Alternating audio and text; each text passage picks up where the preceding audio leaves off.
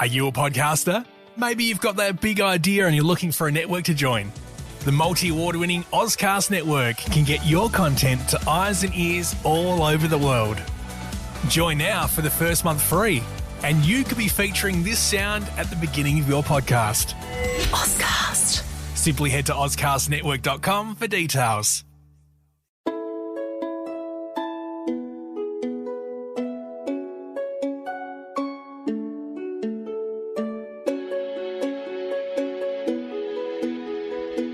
Welcome to Hong Kong Confidential.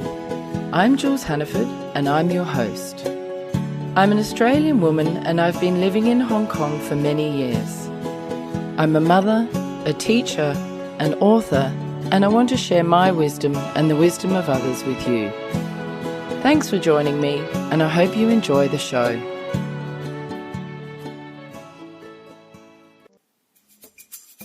Recently I went back to Australia and I went to visit my Nan who is 100 years old. I decided I'd like to interview her for this podcast because I'd never really heard her story.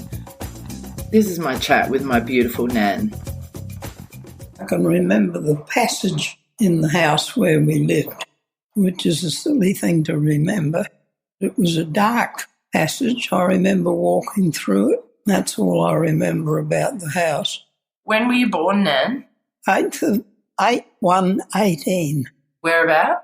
College Town, which is somewhere near Kent Town area, but it was called College Town. What was your childhood like? Where did you go to school? Butte. How come you moved out to Butte?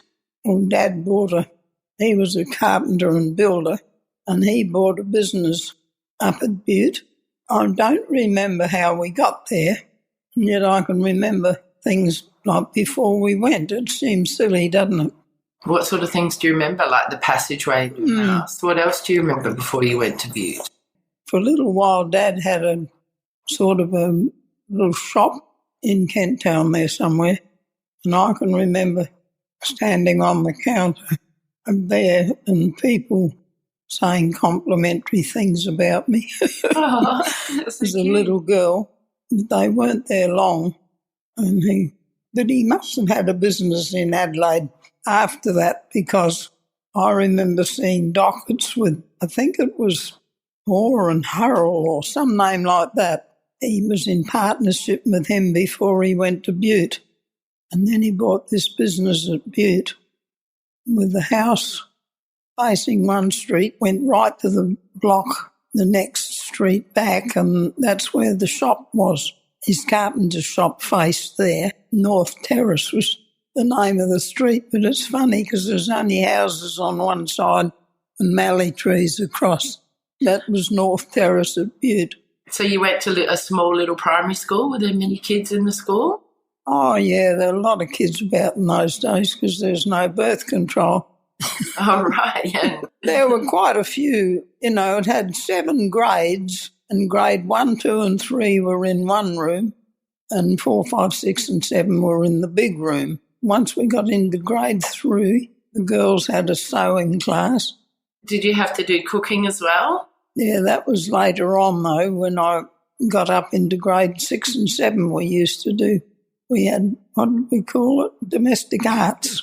Oh, okay. It's home science or something now. Domestic arts, they called it. And as a girl, did you still do maths and science and English? We didn't sort of know they didn't talk about the subjects. We just had arithmetic and English and geography and history.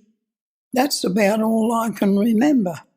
Like the different classes probably incorporated a lot more than it would today, where they more or less got specialised classes, haven't they? Just sort of more project-based stuff and based on the top. It was good general education because they used to talk about, the council and a bit of politics thrown in. I don't know what that would have been under. What about home life? That would have been before electricity? There was no electricity? Yeah, so not when we first went to Butte. It was all candles, and Dad had several different lights for the dining room where we used to go every night. We'd have tea in the kitchen and then go into the dining room. and that had a fireplace, and that's where Dad would light a fire in the winter time.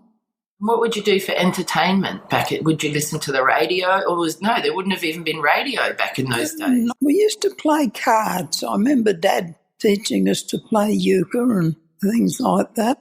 What did we do at night? Homework. Any drawing or any sort of painting or anything like that? No. We used to do a bit of drawing at school, like we'd have to draw a dipper, or a jug, something really uninteresting that we hated. So did you have to go to bed really early because it would get dark and there was no electricity? No, but they had these good lights. I used to pump them up, by petrol or kerosene, and they had little mantles in them, 2 little mantles, and you'd have to get those warm and then light them after you got the gas going through.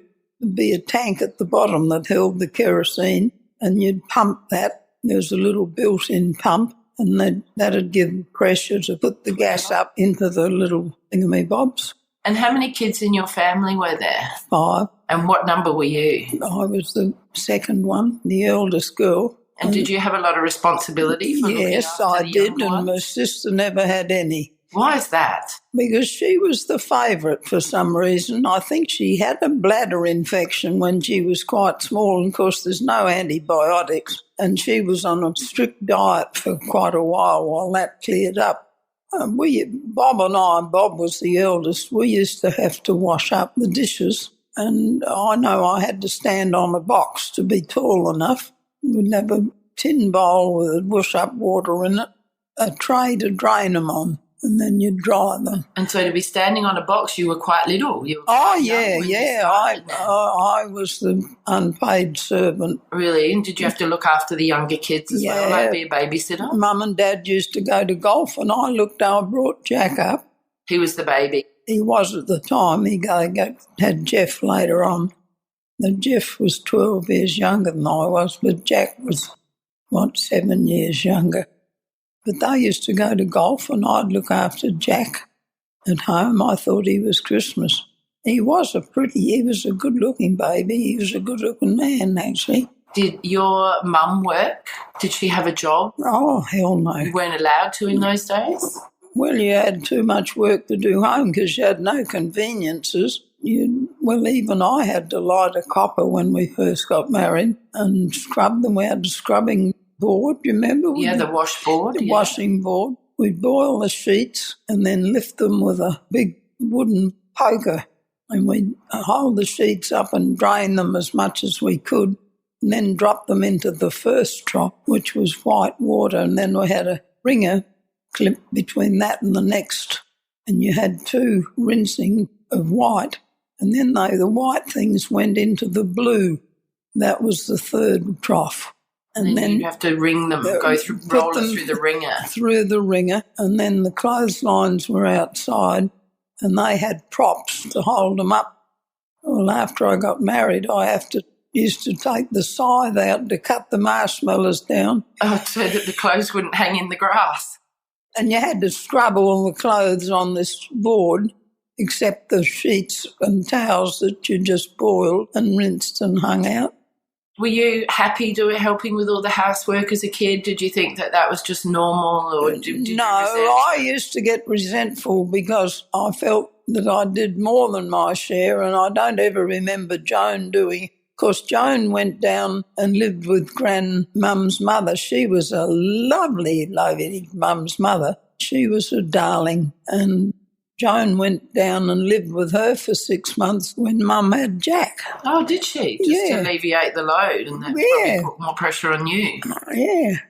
Joan, I don't remember. And I used to have to empty the slops. That was my pet hate. Every other piss pot under their bed, and you had to wash them, and you had a thing of water as well. You tip them into a bucket, and then you had to rinse them and dry them with an old piece of rag. Is that because there weren't any toilets in those days? No. Was the toilet not invented, or you just didn't go outside because it was too cold? A big hole down the end of the yard, and Dad it was a tin dunny. When it got too full, he'd dig another hole and lift the dunny over. Move it over to another spot. To another, close by. Do you have Any happy memories of your childhood? Oh, I suppose we did. We used to make, I can remember going out and making mud cakes and things, and we always had a pup, always had a little fox terrier puppy, and I used to put the pup in the doll's pram and push it around. Oh, how cute. Yeah. We used to play outside a lot, and I had a friend living next door, Maud Perry. We were good friends right up until she died, actually. Kept in touch. What about your siblings? Did you get on with them all when you were kids? Did you fight with any of them? Or were you particularly close with others? We used to fight. But were you closest with Jack? Yeah, I sort of brought him up. I had a lot to do with Jack. What about high school, Nan? Did you go all the way through till the end of high school? No, I only had 2 years secondary. Then I got a job as a telephonist. Mum took more board from me. By this time, Joan was down with Gran and Auntie Ag. I don't know which she spent most time with. I think Grandma. And Mum used to take more board from me that I got as being a telephonist than she paid for her Joan's board down in town, really? Yeah. Were you made to leave school to get a job, or was that your choice? Or did you have to? Oh, no, they got the job and said, we've got a job for you, and off you go. And what, you would have been like 14 or so? Yeah, when I first started, I used to just do while the girls were on holiday. And then after years, I suppose I would have been 15 when I started. Yeah, around about. I can't remember for sure. And were you resentful that you had to leave school, or were you okay with that? Oh, I didn't care. I didn't know any better. How did you end up going from a telephonist to a nurse? Well, when you turned 19, if you were a telephonist, like the GPO was the head of it all, and you had to leave or transfer to Adelaide when you were 19, and you had to be a telephonist at the Adelaide Exchange. It seems funny, but that's true. And so instead of waiting until, or was it 20? I think it was 20 because they had to pay you more when you got 20, so they sacked you instead. Oh, no. Yeah, either that or you had to go on to the Adelaide Exchange. Did you go to the Adelaide Exchange? No, I didn't. I resigned before I tipped out and came here nursing. So you came to Riverton? I put my name down, yes, to start nursing training, and I got the call to come to Riverton. And I thought I was going up the river, you know. Oh, up to Riverland. So I got a shock. And old Mr. Canalhouse, I had to come up on the train at night. And, of course, the train didn't get in till, what was it, 7 o'clock or something. And old Mr. Canalhouse, he was the secretary of the hospital. He met me at the train and drove me to the hospital. And I thought there's this strip of black bitumen down the middle of the road, the main street, and it was all gravel on the sides. And I wondered where on earth, you know. And I found out afterwards that everybody else, he took them round the back where the nurses' quarters were.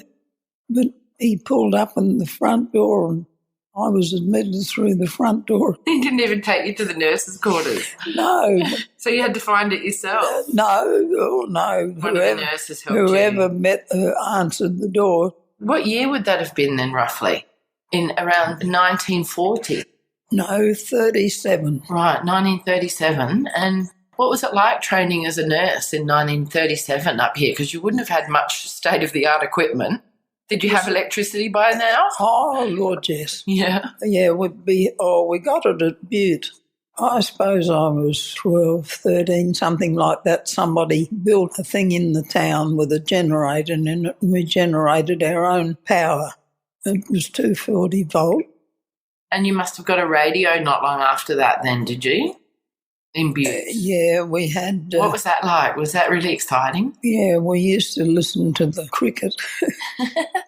They'd be playing in England and they'd pretend it was direct broadcast, but it wasn't. How they did it, I don't know. It was all concocted here in Adelaide.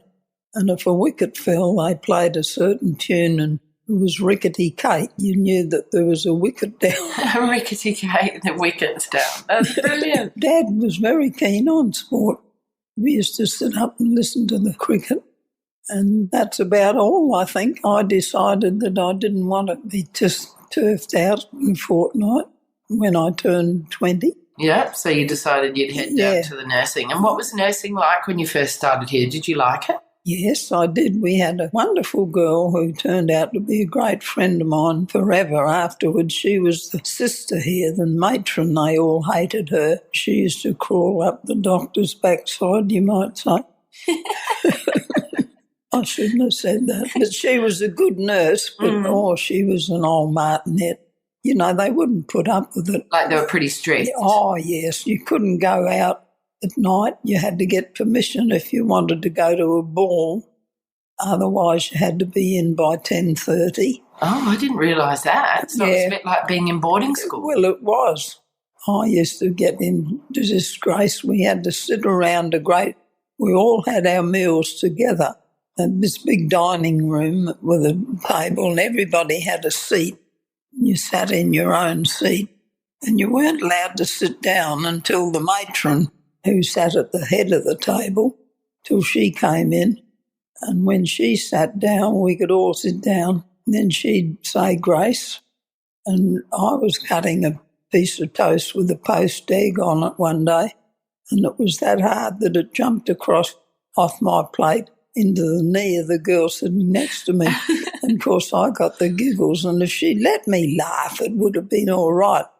But I couldn't stop laughing. And Alfie used to do the same to me if he ever went to church. And I'd get the giggles, and I'd be sent out into the passage until I could control myself. And then I'd come back and perhaps another half a bite, and off I'd go again.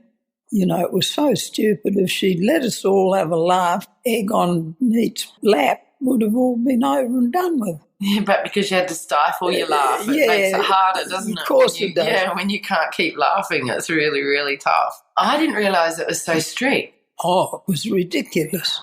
And how many years were you nursing before you met Claude?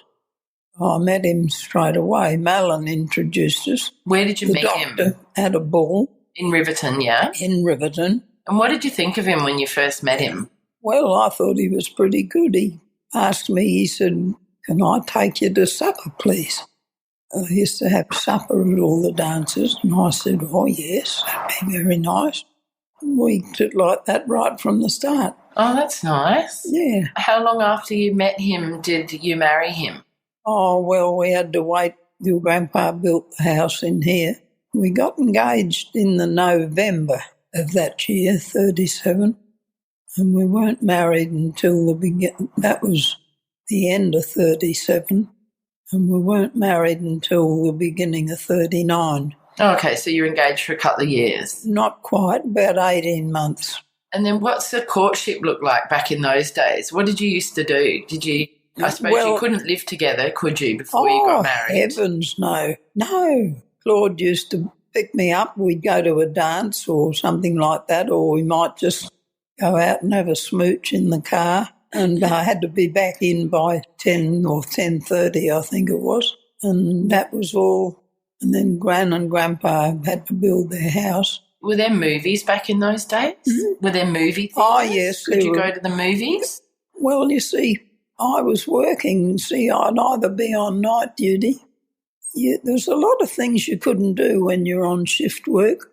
I used to try and play a bit of tennis when I wasn't, but, you know, I'd have to walk from the hospital down to the tennis court.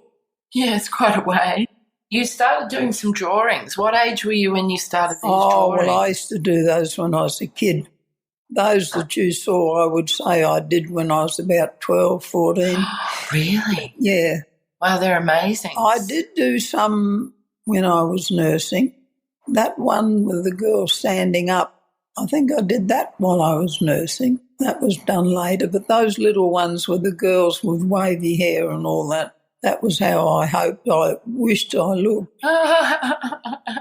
You were so beautiful when you were a young Nan. No, I wasn't. You were. Ugly as a hat full of... No way, you were stunning. I had freckles all over me. Freckles are very in, Nan. They're very in.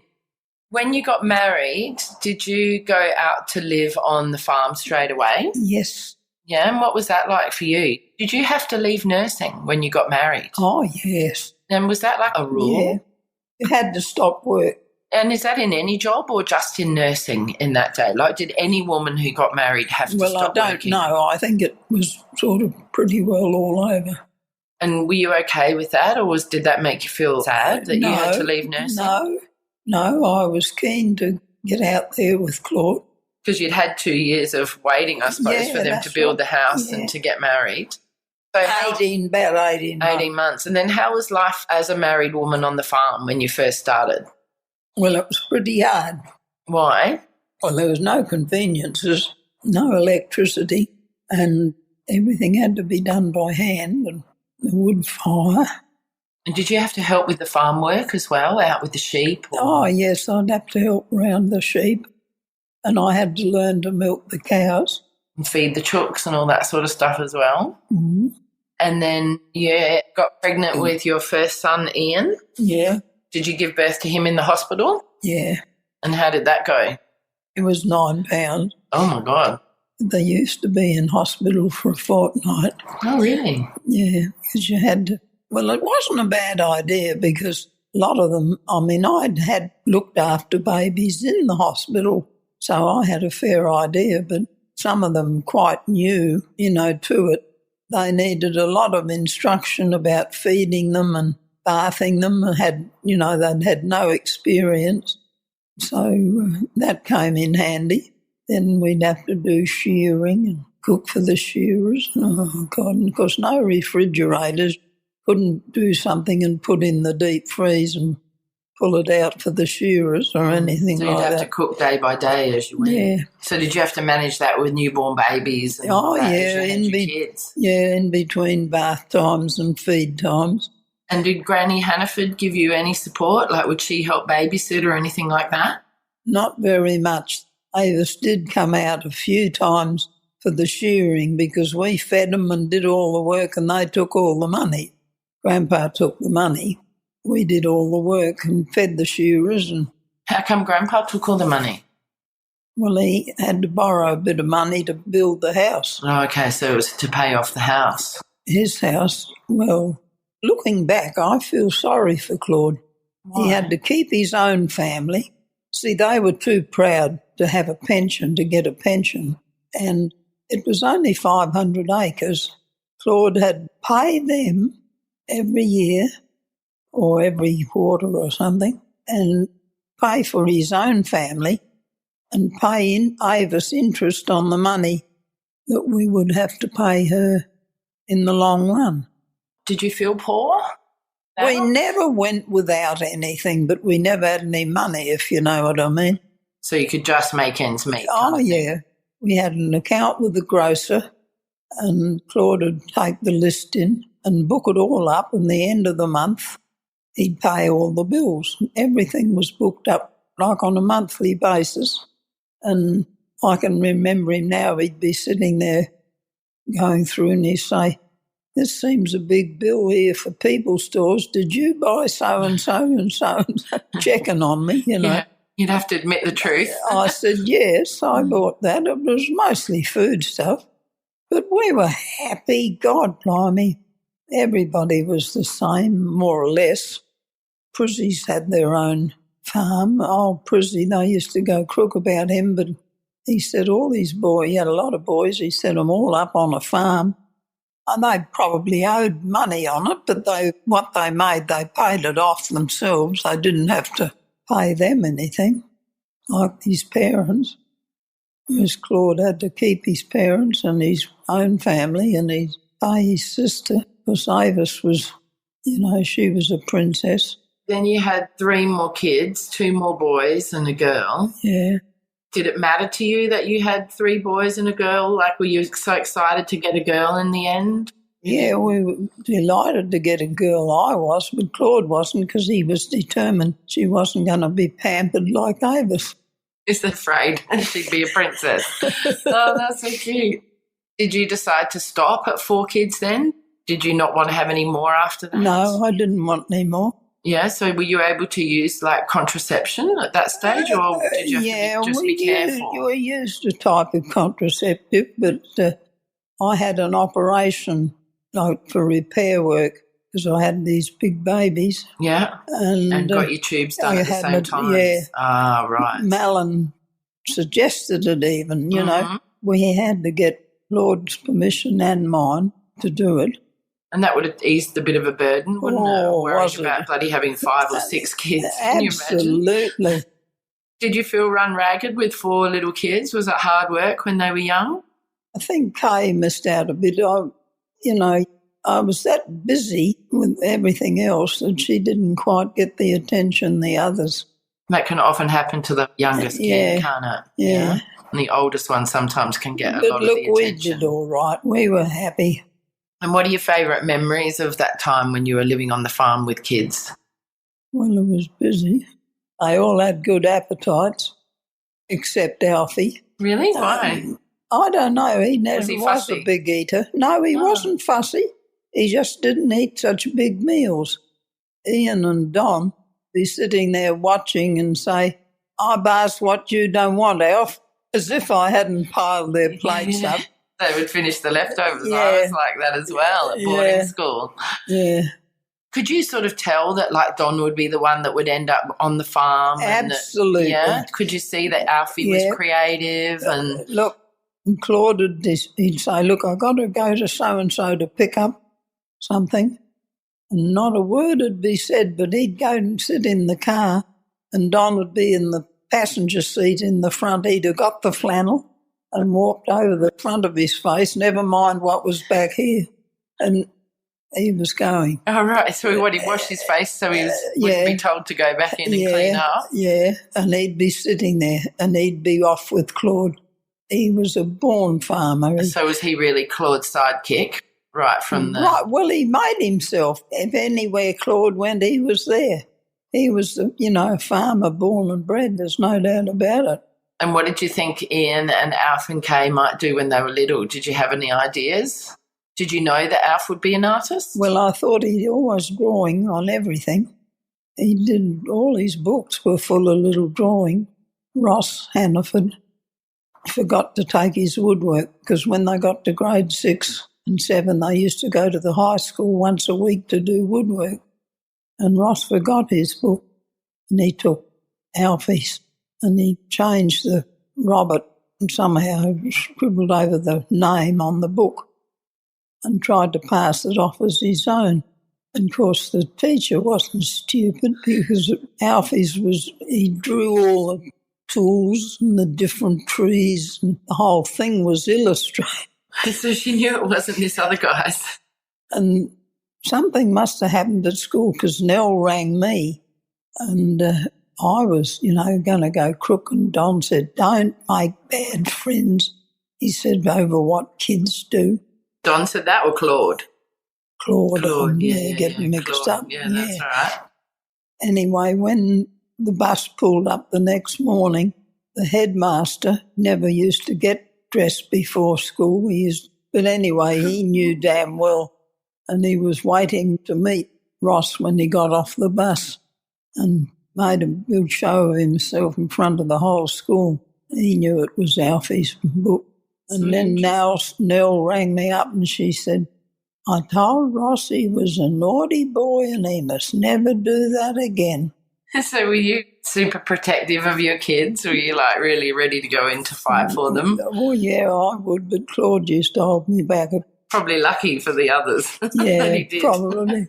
The kids went off to boarding school, didn't they? Yeah. They went off to PAC? Yeah, but they did some of their high school. Yeah, they did their 2 years there or 3 years, whatever it was. Was that hard for you to afford in that? Like, was that a real sacrifice? Yes, it was, but we could somehow get it off tax, which was a bit of a help. Why did you decide to do that, to send them to boarding school? Well, Claude had been, you see. Oh, I didn't know to that. Prince's. Oh, I didn't know that. And he was very, very keen for them to go.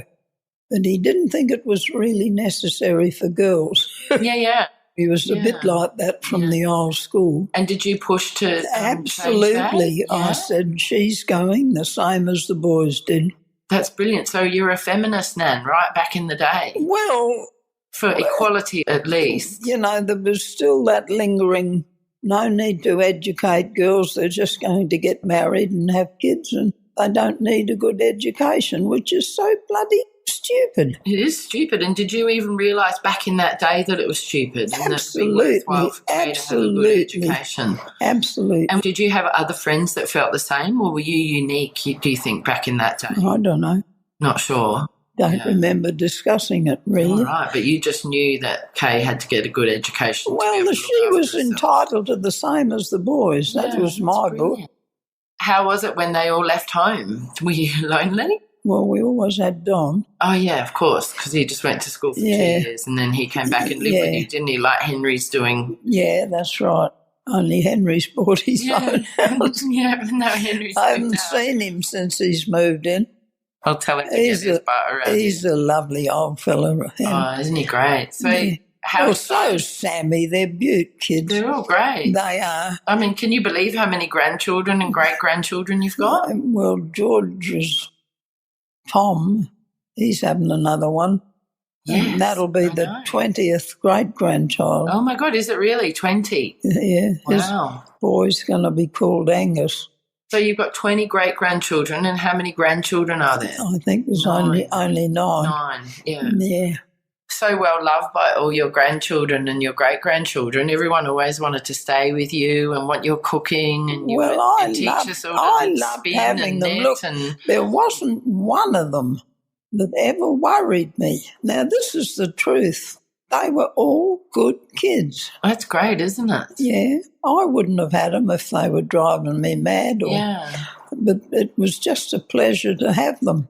Do you remember Nick and Sam in that old pram doing Ready, Set, Go up and down your driveway? They used to slam each other up and down in the old pusher.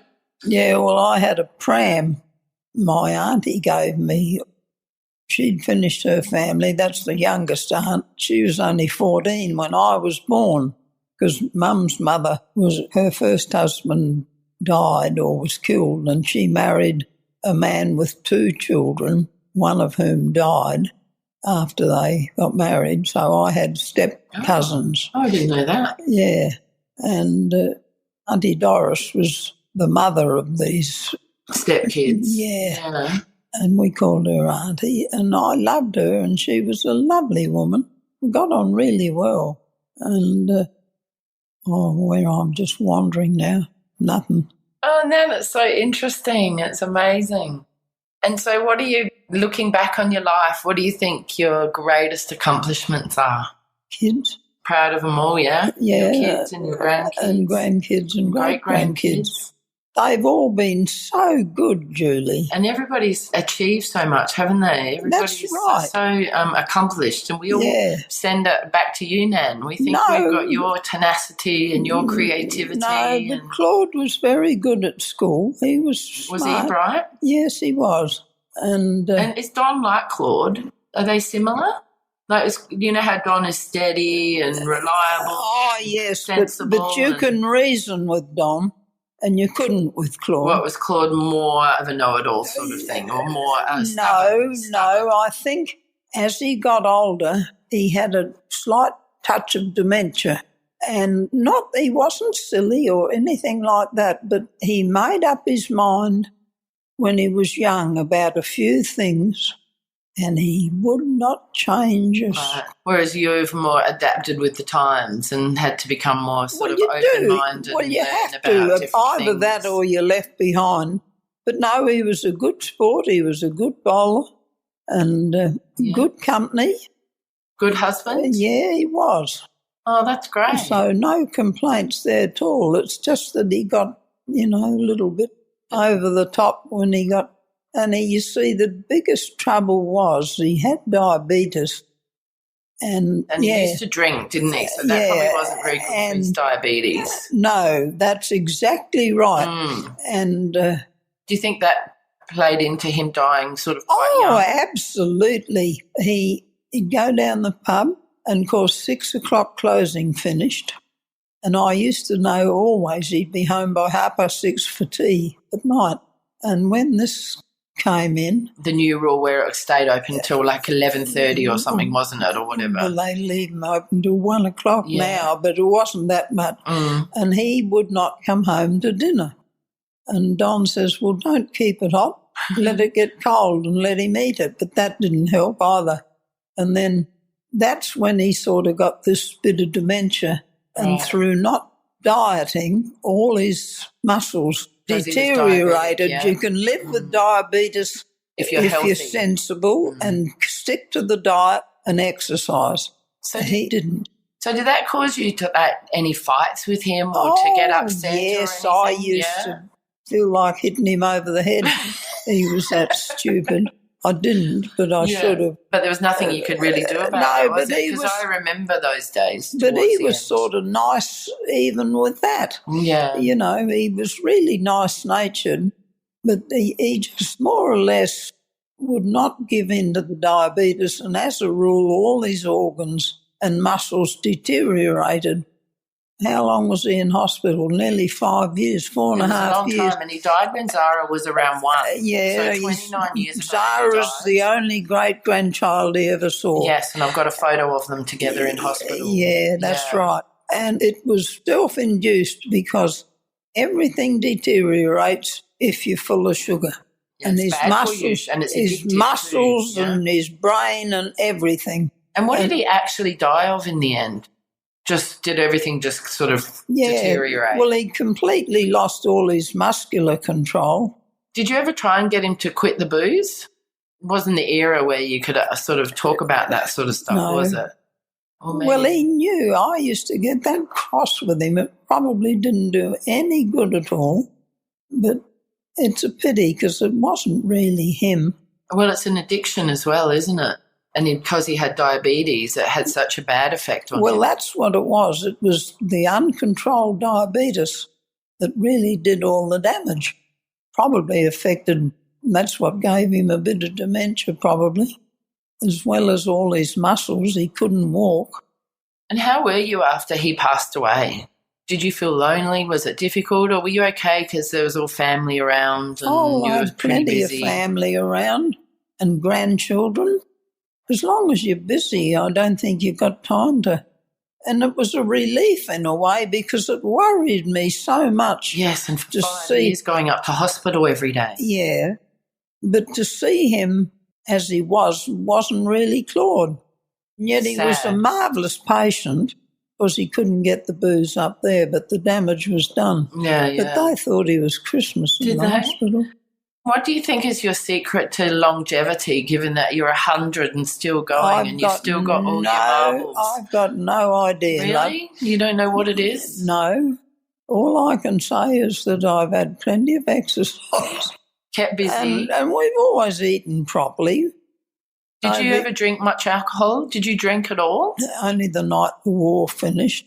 Is that the only night you had to drink? Oh, no, the only night I got you drunk. Oh, but so would you have a little drink here and there? Oh, yes. Yeah, because I don't remember seeing you really drink. Oh, yeah, if we were at a party or anything. And we used to go to a ball at the Adelaide, and they used to have boxes. You took your own party, to the dance, and we'd take food and drink. In a little box, and you danced in the middle. Oh, how cool. Yeah, that's how it used to be, like a formal dance, the Adelaide town. Where did you learn to do all the specific dances? Oh, well, was that at school? No. We used to go to dances at Butte, and Dad was a wonderful waltzer. He won waltzing competitions in America. What? Are you kidding me? No, I'm not. What? My dad was a pretty good man. He and another young fellow went over to America after the San Francisco earthquake at the turn of the century, and they were there and they helped rebuild San Francisco.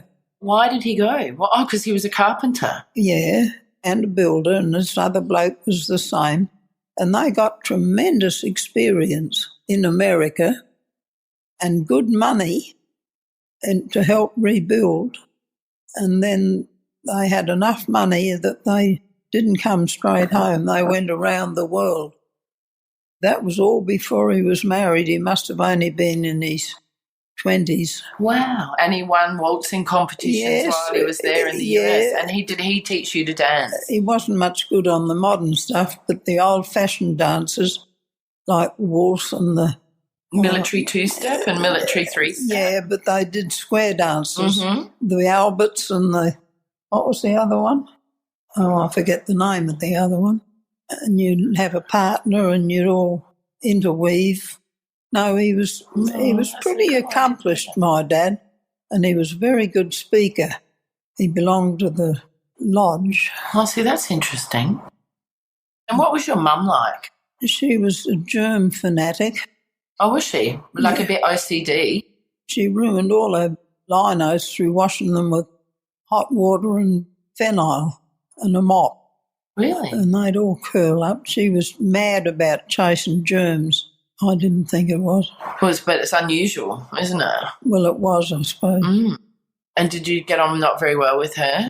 Oh, no, got on all right, but I always felt a bit resentful that she always favoured Joan and Jeff. How old were you when she died? I think she was 80 when she died. 80 or she'd never tell me her age, but I found out when she was born. So you could work it out? Yeah. I think she was about 27 or something when I was born. So gives you a rough idea. Yeah, okay. Did you ever smoke in your life? Any cigarettes? I've had a few puffs, but I never smoked. Never smoked? No. Right. So apart from that, you've lived a healthy life. So you reckon the key is exercise, keeping busy, and being creative. You're super creative. No, well, we just had, meat and veg and that every day and heaps of fresh fruit. Always used to buy a case of apples and they were all there and the kids could eat as many as they wanted.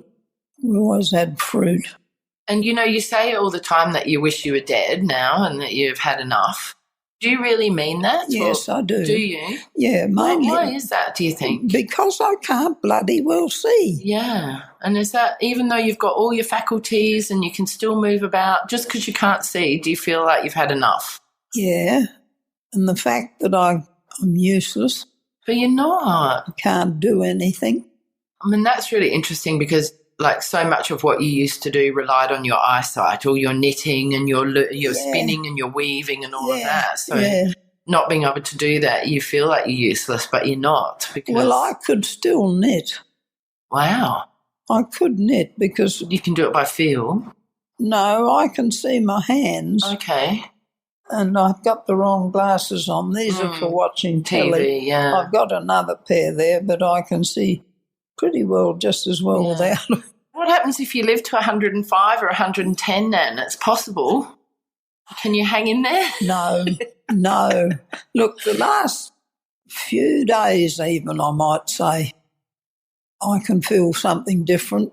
I get into bed and my arm and my leg, the whole arm and leg ache as if they've had enough. So you feel like you might be getting close? Yeah, I think it's getting closer. Does that make you feel like relief? No, I don't feel anything. Yeah? It'll happen or it won't, and I'm way past worrying. Yeah. All that. It's so interesting because I kind of hope that I want to live a long life like you. Well, you do when you're young because you can't imagine not being able to do all the things that you do.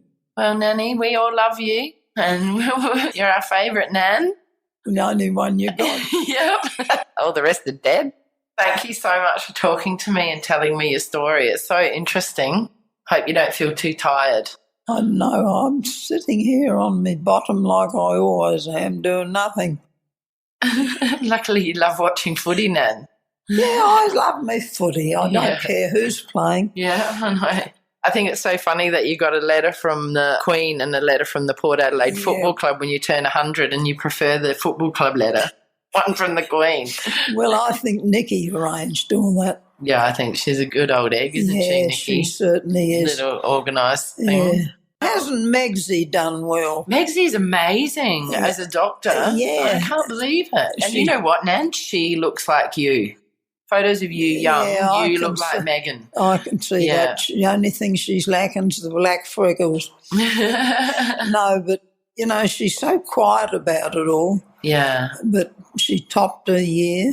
And, I know, ducks of medicine. That's pretty blooming bright, isn't it? Well, I think you've got some very bright children and grandchildren and great-grandchildren, Nan. There's a few brain cells amongst them all. I can be really proud of them all. Not that I had anything to do with it. Well, I think you did.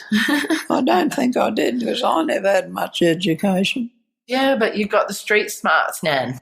And you've got emotional intelligence. Well, I think... And creativity coming out of your butt. You've got to admit that you must never stop learning. And it's not all that you learn at school. There's a lot of very clever people that hardly had any schooling. That's so true. And do you feel still like you're learning even to this day? Oh, yes, I am. Yeah, that's good, isn't it? So you've learned all about what a podcast is. That's a lovely story, Nanny. Thanks, Nan. So that brings us to the end of another Hong Kong Confidential podcast. I'm Jules Hannaford. Thanks for joining me, and I hope you'll be with me again next week. If you enjoyed today's podcast, please can you go to iTunes to rate and review it. I would really appreciate your feedback. You can email me at jules@hongkongconfidential.net, and you can find me on Facebook and Instagram at Hong Kong Confidential. If you'd like to hit me up on Twitter, it's at Jules Hannaford. I would love to hear from you.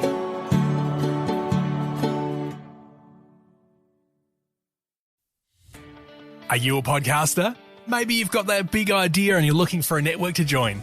The multi-award-winning Ozcast network can get your content to eyes and ears all over the world. Join now for the first month free, and you could be featuring this sound at the beginning of your podcast. Ozcast. Simply head to ozcastnetwork.com for details.